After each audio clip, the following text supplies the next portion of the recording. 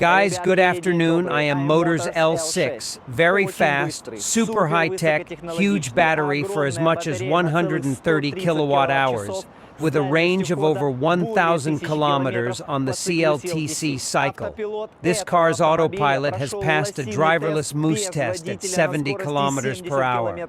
Make yourselves comfortable. We're about to begin.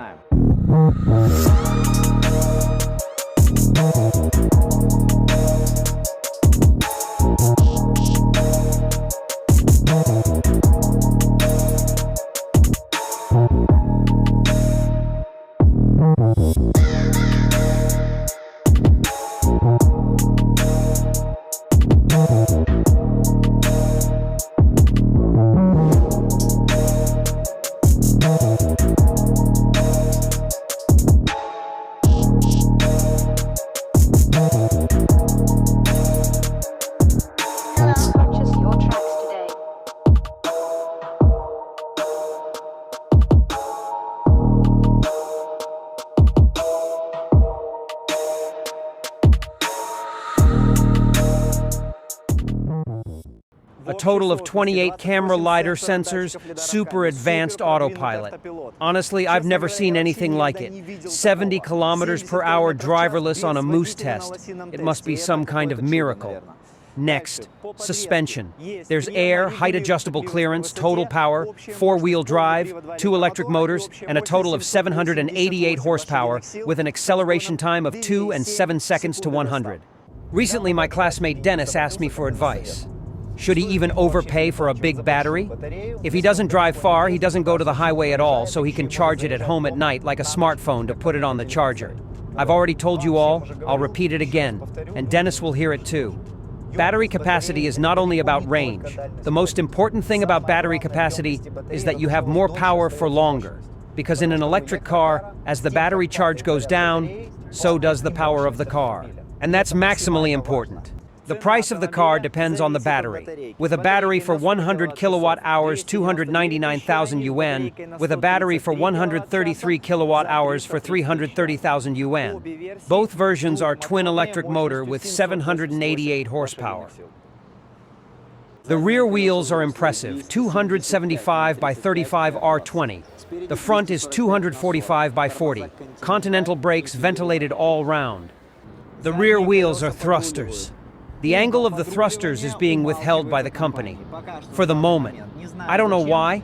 Maybe they want to either increase it or decrease it, with some sort of update. They're probably testing it on the road now because they're in a hurry to release the car. And then they're going to, technically, with an update, they'll electronically control how much it should or shouldn't be.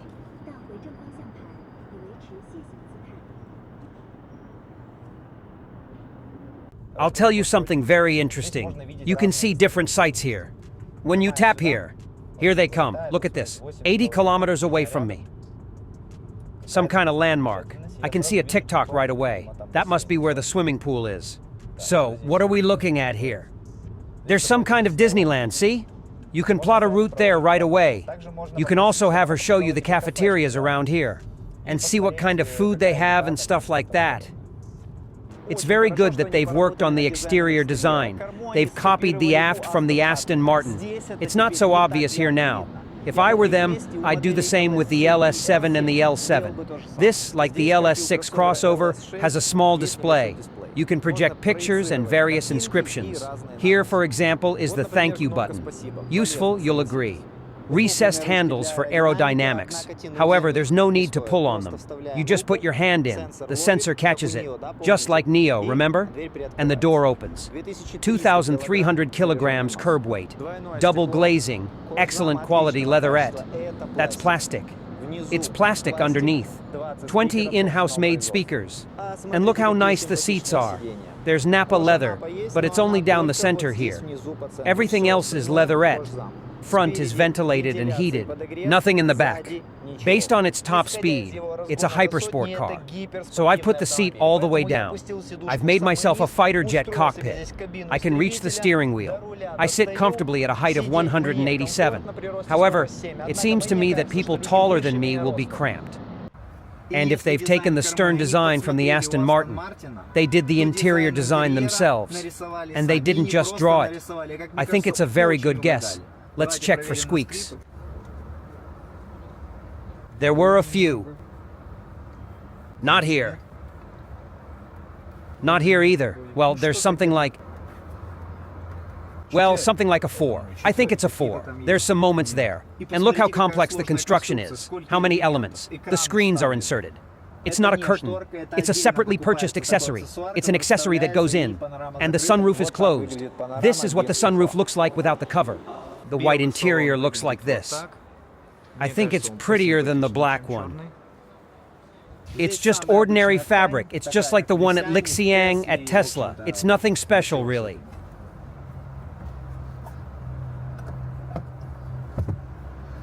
There's a camera, emergency button and SOS. Great picture, OLED, screen, chip 8295. See, it works fast enough in 3D. We can also open the trunk here. And let's close it right away. We have to wait. Uh-huh. All right. Same thing with the charger hatch. If we're top to bottom, nothing. Yeah, check this out. On the left, we can choose what we want to see on the left. Music. There's some different information there. Time. Well, or here's the map I had by default. The music is the most average. Nothing special. It's the same on the right. You can select a map. So you can have a map on the right and on the left. And duplicate, of course. Here's the information. Or you can display the consumption of the car. By the way, you can enlarge the map if you want.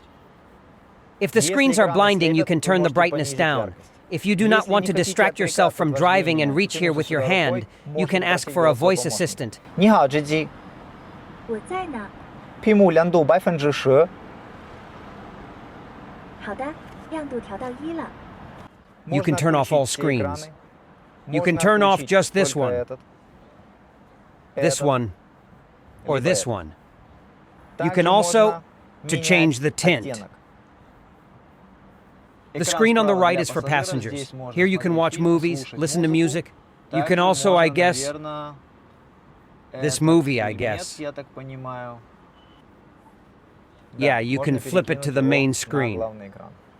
Well, or you can bring it back. You can also turn on karaoke by taking the right side of the screen away from the driver, but you can also turn it on in the passenger seat if you wish. Unfortunately, I can't turn on the music so as not to violate the rights of the copyright holder. But, in general, for those who like to sing karaoke, you are welcome. Here's a simpler screen. HD resolution. It works fine. I don't feel like it's lagging anywhere. Yeah, it's fine. Here's the controls. Yeah, there's an app here. There's suspension control settings. You can raise the suspension and lower the suspension here. Driving modes, climate control, seat controls. And this is where, I understand, you can put widgets in here. 187 centimeters tall, sitting behind myself, wheelbase, 2,950. So I got 2 fists in front of my knee, a couple fingers above my head. I like the tilt of the backrest. It's comfortable. And I like the seat a little bit higher. And I'm comfortable here. Yeah, it's comfortable. The armrest is the simplest. Well, actually, it's the simplest. There are 2 magnets on the backs of the front seats. You can hang various accessories on them. For example, a mirror. Let me show you what it looks like. Here, for example, a mirror on a magnet. You can also put an iPad here. There's a USB-C charging port at the bottom. There's mechanical air and nothing else. Let's look under the hood. Gas supports. Everything is sealed. It's soundproofing. Let's go to the trunk. As you guessed, a pretty big trunk. 12 volts. There's a speaker. And that's it. Let's go in order. Suspension. It's not as sharp here as in the Xiaomi SU7, Taycan, and Tesla. It's got a bit more comfort than there, but a little less sharpness in the steering. looks a little like Zeekr 007, and a BMW i3 sedan.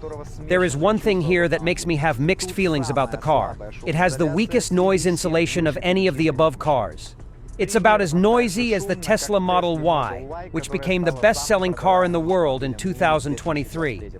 As you can see, a lot of people don't care about that, but for me personally, it's critical. And maybe I'm not annoyed by street or arch noise as much as I am annoyed by the sound of the suspension working. Let me give you an example so you understand exactly how I feel. If you compare the IM Motors L6 to the BMW i3 sedan, judging by the power, acceleration, battery, and technology, the BMW i3 sedan looks like something very cheap against it. However, the BMW has a much quieter suspension, and noise isolation in general is a head above. It feels the same in the Xiaomi SU7. It is much quieter than this L6. Based on this, I personally don't understand how Model Y became the best-selling car in the world. But I will say this, I can see why it's got poor soundproofing. They put the world's largest battery among electric sedans with that acceleration to 100. 133 kilowatt hours. It's up to the individual to decide what's more important. We're testing the version with the 100 kilowatt battery, but the one with 133 kilowatt battery has exactly the same noise. They promise more than 1,000 kilometers on the CLTC cycle. In summer, we take away 20% if we drive quietly in the city. In cold winter, minus 50% of the CLTC, calmly in the city. And it is today revolutionary for such cars with such acceleration. Maximum speed, by the way, 260 kilometers per hour. As a result, the overall feeling is mixed. Yes, I'm driving a super advanced electric car for the 24th year. It accelerates crazy fast. It brakes very well. Cool screens, super smart car, comfortable to sit in, moderately comfortable over bumps, good steering, but because I can hear everything around me. And even more so, I can hear the suspension, even if it's moderately comfortable. I have mixed feelings about it. I don't like noisy cars. By the way, IM Motors will soon be preparing a restyled sedan larger than the L7. It will add air suspension, and there will be better noise insulation. It will be a different class of car with a different price tag. Okay, friends, thank you for your attention. If you like it, put a bold like. Subscribe to the channel, do exercise, eat healthy food, take care of yourself. See you later.